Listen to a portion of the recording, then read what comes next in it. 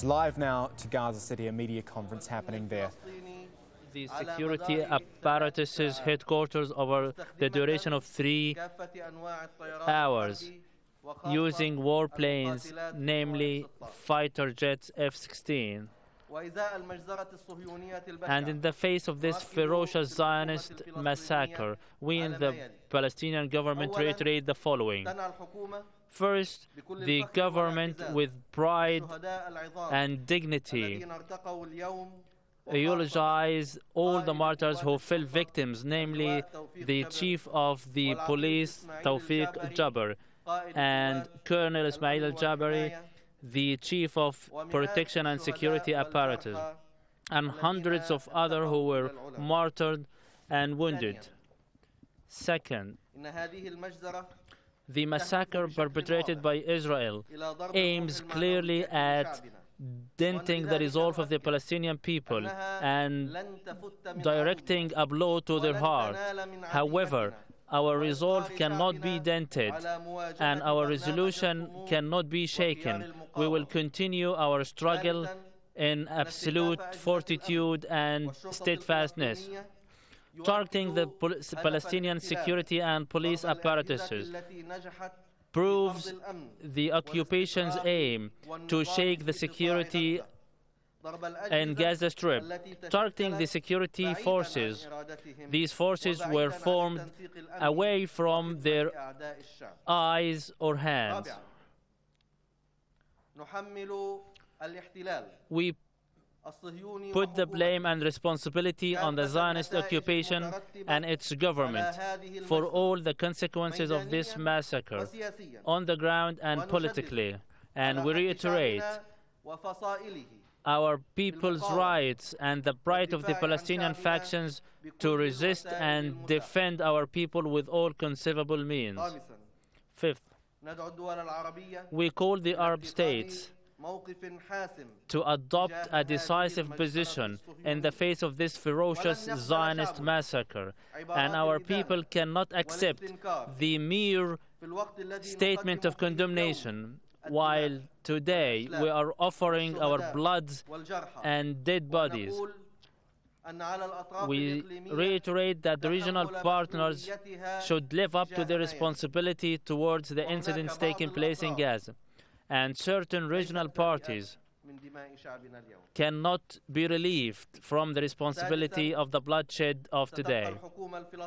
The Palestinian government will remain standing in steadfast, in absolute fortitude, with their heads high, supported by the Palestinian people, as elected and as expressed through the election polls. We reiterate and emphasize to one and all that today we are more strong and the grassroots support by our people is growing. We can never lift the white banner expressing defeat. Today the government is discharging its duties, starting or led by the Prime Minister Ismail Haniyeh, followed and supported by other ministers. They are living up to their responsibilities and discharging their duties.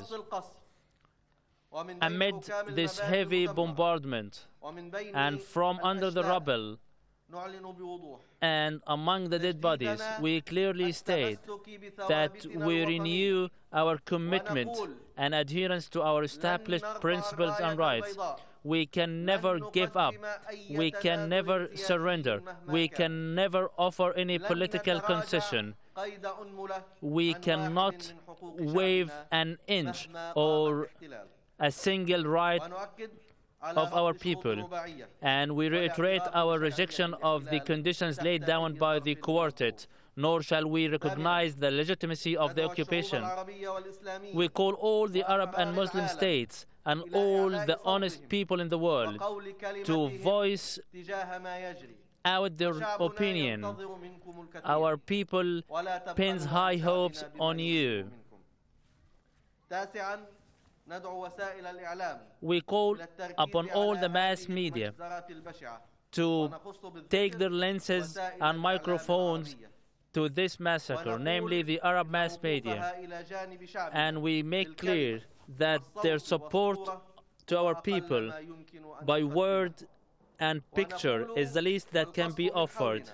And from under this heavy bombardment, and finally, we commemorate the memories of all the martyrs, and we address the occupation who allege that this is merely just the beginning. We say in return, yes, it is just the beginning, and it is you that will take the responsibility for the end. Israel is putting the blame on Hamas for the incidents of today, while you put the blame on them.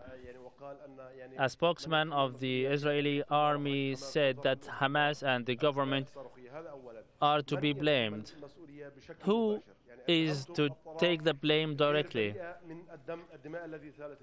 You pointed fingers at many parties. Can we clearly state what or which parties did you mean?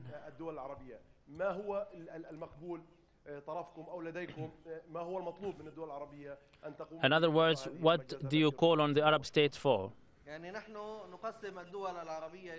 We can divide the Arab states into two categories.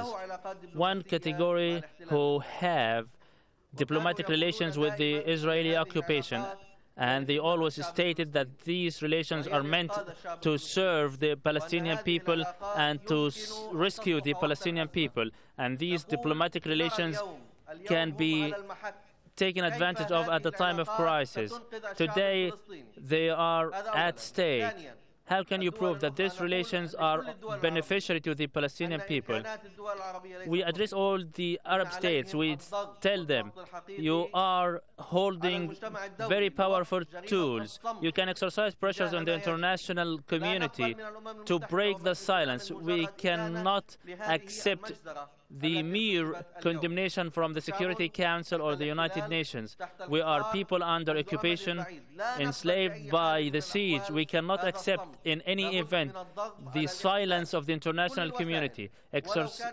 Pressure should be exercised on the occupation, even by virtue of Chapter 7 of the UN Charter, to hold the massacre initiated against our people.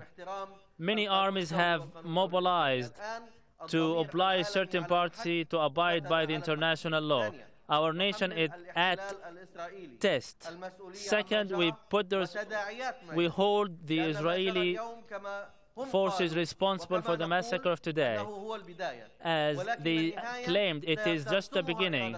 However, the end will be drafted and drawn by the Palestinian people. We cannot accept for the Israelis to shape the end of what they began. Our political resolve cannot be dented. Our resolve cannot be shaken despite the bloodshed of today. However, our free resolve cannot be shaken.